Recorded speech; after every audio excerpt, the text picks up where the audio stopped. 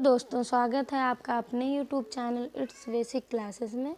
ये हमारा test series चल रहा था।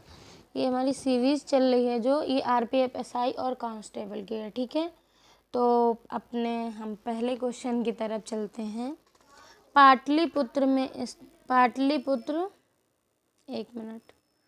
पाटलिपुत्र में स्थानांतरित होने से पहले कई वर्षों तक आपकी मगध की राजधानी क्या थी? तो ऑप्शन ए आपका राइट हो जाएगा, ये राजगृह थी। ठीक है, और इससे रिलेटेड कुछ पॉइंट हैं वो मैं आपको बता दे रही हूँ।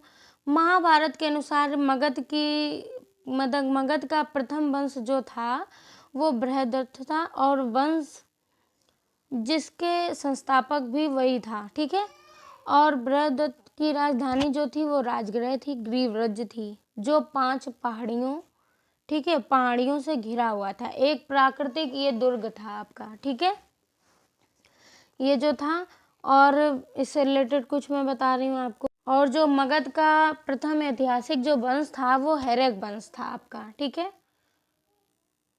और जो हैरक वंश के शासक उदयन ने राजगृह के स्थान पर पाटलिपुत्र राजधानी को बनाया था। ठीक है, फिर हमारा नेक्स्ट क्वेश्चन है हमारा, निवल राष्ट्रीय उत्पादक के संबंध में निम्नलिखित में से कौन सा आपका सही है? ठीक है, तो ऑप्शन ए आपका राइट हो जाएगा, सेकंड नंबर का। तो NNP बराबर GNP माइनस मूलहास। ठीक है, ये आपका ऑप्शन ए राइट हो जाएगा। फिर हमारा नेक्स्ट क्वेश्चन है, निम्नलिखित में से कौन सा राज्य बांस ड्रिप सिंचाई तंत्र का उपयोग करता है? ठीक है, क्या है? ड्रिप सिंचाई तंत्र का आपका उपयोग करता है। तो ये आपका ऑप्शन बी राइट हो जाएगा, ये मेघालय करता है आपका। इससे रिलेटेड मैं कुछ पॉइंट आपको, मेघालय जो बांस की ड्रिप सिंचाई करता है ये 200 साल पुराना, ठीक है, 200 साल पुरानी इनकी प्रणाली है कि 200 सालों से ये करते आ रहे हैं। ठीक है, इसके बाद में फिर हमारा नेक्स्ट क्वेश्चन है, राष्ट्रीय महिला आयोग की स्थापना जनवरी में संविधिक निकाय के रूप में की गई थी। तो ये आपकी कब की गई थी? ऑप्शन ए आपका राइट हो जाएगा, 1992 में की गई थी। ठीक है, और जनवरी में की गई थी। ठीक है, और राष्ट्रीय महिला आयोग जो था 31 जनवरी 1992 को जयंती पटनायक की अध्यक्षता में गठित किया गया था। तो ये इससे रिलेटेड आपका इम्पॉर्टेंट पॉइंट था, तो हमने बता दिया। फिर हम नेक्स्ट क्वेश्चन की तरफ चलेंगे। निम्नलिखित में से एक सेकंड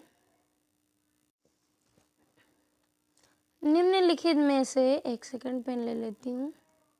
निम्नलिखित में से कौन तब अध्यादेश जारी कर सकता है जब राज्य विधानमंडल सत्र में ना हो और वह संतुष्ट हो कि तत्काल कार्रवाई की आवश्यकता है? तो ये कौन आपका जारी करता है? ये आपका ऑप्शन बी राइट हो जाएगा, ये जो आपके राज्यपाल हैं ये। ठीक है, तो ये किसके अंतर्गत, कौन से अनुच्छेद के अंतर्गत अध्यादेश जारी करते हैं? तो ये हमारा अनुच्छेद 213। ठीक है, इधर साइड में मैं लिखे दे रही हूँ, अनुच्छेद 213। ठीक है, इसके तहत ये अध्यादेश जारी करते हैं। ठीक है, और इससे रिलेटेड कुछ पॉइंट हैं कि ऐसे अध्यादेश विधानसभा के सत्र में प्रारंभ होने से पहले, ठीक है, प्रारंभ होने के 6 सप्ताह के भीतर ही विधानमंडल द्वारा स्वीकृत होना अनिवार्य है, अन्यथा ये समाप्त हो जाएगा। ठीक है, तो अब नेक्स्ट क्वेश्चन की तरफ चलेंगे। फिर हमारा नेक्स्ट क्वेश्चन है, विश्व में हरित क्रांति के जनक नॉर्मन ऑस्टिन बोरलॉग राष्ट्रीयता की दृष्टि से आपके कहाँ के थे? तो ऑप्शन डी आपका राइट हो जाएगा, ये आपके अमेरिका के थे। ठीक है, और हरित क्रांति की जो वो था 1960 के दशक में शुरू की गई थी। ठीक है, और भारत में इसे डॉक्टर MS स्वामीनाथन नाथन ने सफल बनाया, ठीक है, उन्होंने इसको सफल किया। और हरित क्रांति जो शब्द कहाँ से आया था, तो ये डॉक्टर विलियम गार्ड ने सर्वप्रथम प्रयोग किया था। कब किया था? 1968 ईस्वी में इसको गढ़ा था, ठीक है। फिर अब हमारा नेक्स्ट क्वेश्चन है, विश्व प्रसिद्ध नृत्यांगना गुलाबो सपेरा को निम्नलिखित में से किस नृत्य शैली के लिए जाना जाता है? तो ये आपका किसके लिए जाना जाता है? इनको कालबेलिया नृत्यांगना के लिए जाना जाता है, ठीक है। ये मैंने इससे पहले के प्रैक्टिस सेट में इससे रिलेटेड एक क्वेश्चन और कराया है, तो आप जाके देख लीजिए। और जो कालबेलिया है ये किसके द्वारा किया जाता है? तो ये राजस्थान की कालबेलिया जनजाति द्वारा किया जाता है, ठीक है। ये नृत्य जो है ये महिलाओं द्वारा ही किया जाता है, ठीक है। और इस नृत्य में जो पुरुष एकाग्रता या तबूरा लेकर महिलाओं नृत्यकारियों के साथ ही देते हैं, ठीक है। और इसको यूनेस्को की जो विश्व धरोहर स्थल है उसको 2010 में शामिल किया था, अमूर्त सांस्कृतिक विरासत की प्रतिनिधि सूची में शामिल कर लिया गया था। उसके बाद में कुछ इससे रिलेटेड है, जो हमारा भवई नृत्य, ठीक है। सी नंबर को देखते हैं। ये जो भवई नृत्य है आपका, तो ये आपके गुजरात और राजस्थान में नवरात्र के अवसर पर देवी अम्बा की पूजा के दौरान ही किया जाता है, ठीक है। नवरात्र में देवी अम्बा की पूजा के दौरान किया जाता है। भवई हो गया। अब आपका है, ठीक है, नेक्स्ट है घूमर। घूमर जो है, घूमर नृत्य राजस्थान की जो भील जनजाति द्वारा विकसित किया गया, ठीक है। और उसके बाद में है हमारा चकरी, ठीक है। चकरी नृत्य जो है ये सूफियाना आदि कश्मीर का एक लोकप्रिय नृत्य है, ठीक है। चकरी कहाँ का है? कश्मीर का एक लोकप्रिय लोक गायन है, ठीक है। इसके बाद हम नेक्स्ट क्वेश्चन की तरफ चलेंगे। सम्राट अशोक के पुत्र कौन थे? तो ये कौन थे सम्राट अशोक के? ये आपके सम्राट अशोक के जो थे ये आपके बिंदुसार थे, ठीक है। तो अब इनसे रिलेटेड भी कुछ चीज़ें जानेंगे। जो चंद्रगुप्त मौर्य की उत्तराधिकारी था वो बिंदुसार था, जो आपका 298 ईसा पूर्व में मगध की राजगद्दी पर बैठा था, ठीक है। कब बैठा था? 298 ईसा पूर्व में मगध की राजगद्दी पर बैठा था। इसके बाद है जो थोड़ा सा और है, यूनानी लेखकों ने बिंदुसार को अमित्रोचेटक भी कहा था। क्या कहा था? अमित्रोचेटक भी कहा था। और विद्वानों ने इसको क्या अमित्रोचेटक विद्वानों के अनुसार जो अमित्रोचेटक था ये क्या था? अमित्रोचेटक को संस्कृत रूप अमित्र घात मतलब शत्रुओं को नाश करने वाला, ठीक है, विद्वानों ने अपना ये समझा था। और इसका थोड़ा सा जैन धर्म में भी था, तो मैं वो भी बता दें। जैन ग्रंथों में बिंदुसार की जो माता थी उनका नाम था दुधरा बताया गया था, ठीक है। और दिव्यावादन के अनुसार बिंदुसार के समय में तक्षशिला में विद्रोह हुआ था, ठीक है। ये एक पॉइंट हो गया। फिर इसके बाद एक और पॉइंट है, मैं थोड़ा सा याद, तो जो उनके अनुसार तक्षशिला में विद्रोह हुआ था, ठीक है, और लेकिन दिव्यावादन के अनुसार तक्षशिला में विद्रोह हुआ था और उनके अनुसार नहीं हुआ था, ठीक है। फिर हमारा नेक्स्ट क्वेश्चन है, किन दो देशों से मृत सागर की सीमा लगती है? ये आपका इम्पॉर्टेंट है। ये 8 नंबर और 9 नंबर आपके दोनों ही इम्पॉर्टेंट हैं, ठीक है। तो ऑप्शन ए आपका राइट हो जाएगा, इजराइल और जॉर्डन से लगती है, ठीक है। इससे रिलेटेड कुछ मैं पॉइंट आपको बता दे रही हूँ। ये जो मृत सागर है हमारा, ये मृत सागर सभी महासागरों से ऊंचा है, सभी महासागरों से अधिक गहरा है आपका, ठीक है। खारा भी है और गहरा भी है। सबसे सभी से मतलब अधिक आपका खारा है। ये खारा इम्पॉर्टेंट है, गहरा कहीं दिया कहीं नहीं, लेकिन खारा आप इम्पॉर्टेंट रखिएगा। और इसमें जो लवणता पाई जाती है आपकी मृत सागर में, तो ये करीब 238% पाई जाती है, ठीक है। और जो इसमें कहते हैं कि मृत सागर में गिरने के बाद, ठीक है, क्यों कोई तैरता रहता है, क्यों ये इसलिए तैरता रहता है कि मृत सागर में अधिक से अधिक नमक की वजह से इसका घनत्व बहुत अधिक है, इसलिए इसमें कोई व्यक्ति डूबता नहीं है, सिर्फ तैरता रहता है। तो ये इससे रिलेटेड था। और जो मृत सागर है आपका एशिया महाद्वीप में स्थित है, ठीक है। और इसे अरबी झील भी आपका अरबी झील के नाम से भी जाना जाता है। और एक पॉइंट मैं थोड़ा और बता दे रही हूँ। मृत सागर समुद्र तल से करीब करीब 440 मीटर नीचे, जिस कारण से विश्व का सबसे निचला बिंदु सागर भी कहा जाता है इसको, ठीक है। तो ये मृत सागर से रिलेटेड पॉइंट थे, तो हमने आपको करा दिए। फिर हमारा है नेक्स्ट क्वेश्चन। तो जो हमारा ऑप्शन इसमें राइट हो जाएगा डी नंबर, ठीक है। एक सेकेंड, डी हो जाएगा। और इससे रिलेटेड मैं कुछ पॉइंट आपको बता रही हूँ। जो हमारा विधान परिषद के 1/3 सदस्य होते हैं, वो प्रत्येक दूसरे वर्ष सेवानिवृत्त होते रहते हैं, ठीक है।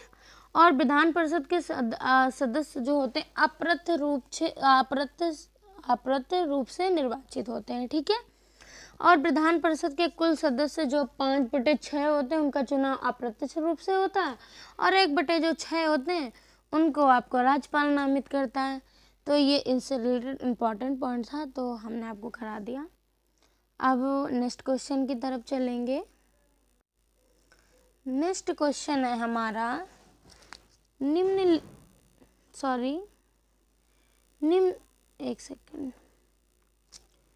निम्नलिखित में से एक वामन ग्रह की पहचान करें। तो वामन ग्रहों में आपका कौन सा आता है? ऑप्शन बी आपका राइट हो जाएगा, प्लूटो आता है आपका, ठीक है। और प्लूटो की खोज जो थी वो कब की गई थी?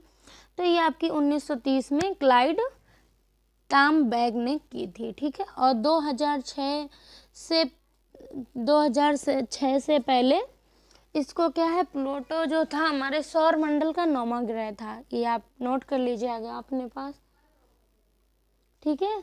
और सबसे छोटा ग्रह भी इसको ही माना जाता था। इसके बाद आपका है थोड़ा वर्तमान में जो है सेरेस, प्लूटो, एम, ठीक है।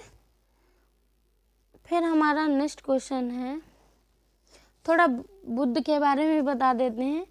तो बुध सूर्य का सबसे नज़दीकी ग्रह है आपका, ठीक है। बुध को अगर बात करें और मंगल की बात करें तो मंगल ग्रह लाल ग्रह कहा जाता है। इसका रंग लाल का है, बहुत आयरन ऑक्साइड के कारण होता है, ठीक है। और जो ये हमारा सी नंबर का है नेपच्यून, तो इसकी जो खोज हुई थी तो ये 1846 में हुई थी, ठीक है। फिर हमारा नेक्स्ट क्वेश्चन है,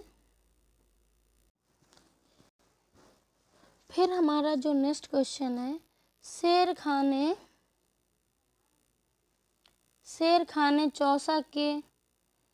चौसा में हुमायूं को हराया था। तो शेर खान ने मतलब कब चौसा के युद्ध में हुमायूं को हराया था? तो ऑप्शन डी आपका राइट हो जाएगा, 1539 में हराया था, ठीक है। वो बाई मिस्टेक मैंने गलत बोल दिया, तो 1539 में हराया था। और डेट क्या थी? तो ये 26 जून को हराया था, ठीक है। और जो इस युद्ध के बाद ही शेर खान ने शेर खान की पदवी भी धारण कर ली थी, ठीक है। और बिलग्राम या कन्नौज का युद्ध आपका जो हुआ था इसी के बाद हुआ था, इसलिए मैं बता दे रही हूँ। तो ये 17 मई 1540 को हुआ था। शेर खां एवं हुमायूं के बीच हुआ था, ठीक है। और शेर शाह की मृत्यु कब हुई थी? जब शेर शाह का चल ही रहा है तो मैं उससे रिलेटेड बता रही हूँ।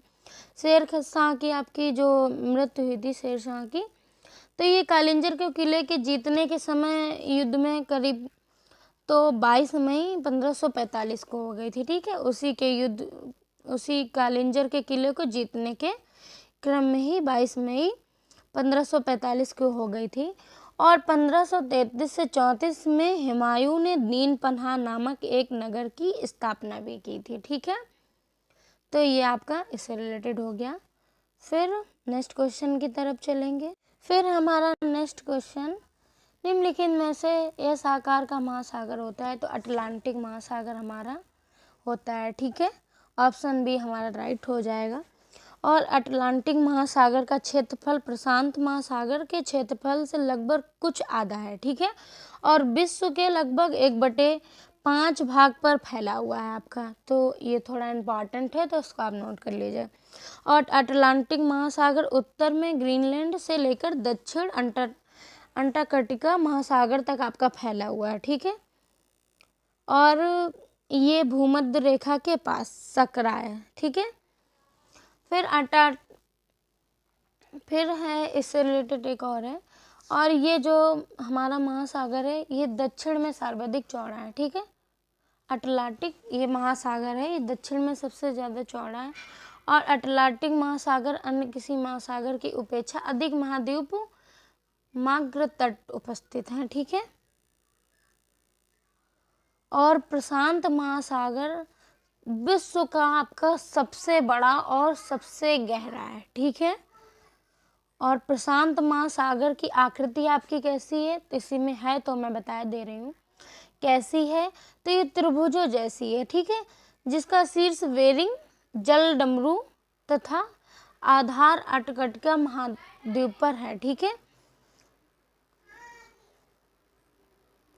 अब हम नेक्स्ट क्वेश्चन की तरफ चलेंगे।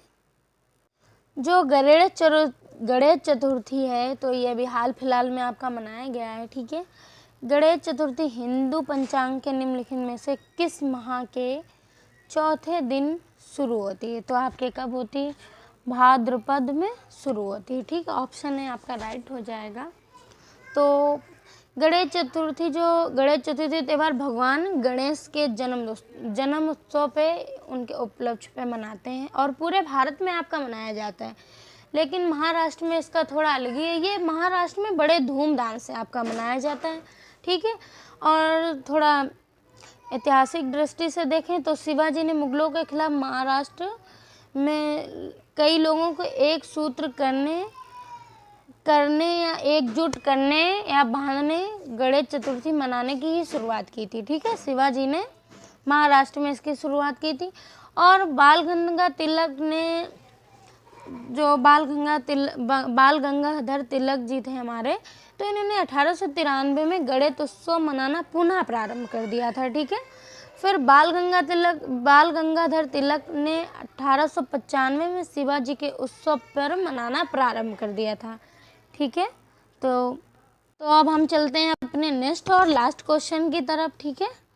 नेक्स्ट और लास्ट क्वेश्चन है, डेकाथलॉन में कितनी स्पर्धाएं आपकी होती हैं, ठीक है। तो कितनी होती हैं आपकी, 10 होती हैं। ऑप्शन भी आपका राइट हो जाएगा, 10 होती हैं। और ये जो है 10 होती हैं, और इसकी शुरुआत आपकी कब हुई थी, तो ये डेकाथलॉन स्पर्धाएं की शुरुआत जो हुई थी 1912 में ओलंपिक्स खेलों से हुई थी, ठीक है। तो ये से रिलेटेड इम्पॉर्टेंट था। और जो लोग हमारे चैनल में नए आए हैं वो चैनल को सब्सक्राइब कर लें, क्योंकि ये सीरीज़ आपको कंटिन्यू मिलेगी और लगातार डेली 7 बजे करीब आपको मिल जाएगी, ठीक है। डेली आपको 7 बजे मिल जाएगी। और अपने नोटिफिकेशन को ऑन कर लीजिएगा, ताकि जब भी ये वीडियो अपलोड हो तो आप देख सकें। और चैनल को ज़्यादा से ज़्यादा सब्सक्राइब करिए और लाइक करिए, और कमेंट बॉक्स में आप ज़रूर बताइए। और यदि आपकी कोई समस्या है, कोई क्वेश्चन है जो आपको नहीं समझ में आ रहा, तो आप कमेंट बॉक्स में मुझे बताएं, मैं उसका रिप्लाई आपको ज़रूर करूँगी उसके सल्यूशन के साथ। Thank you.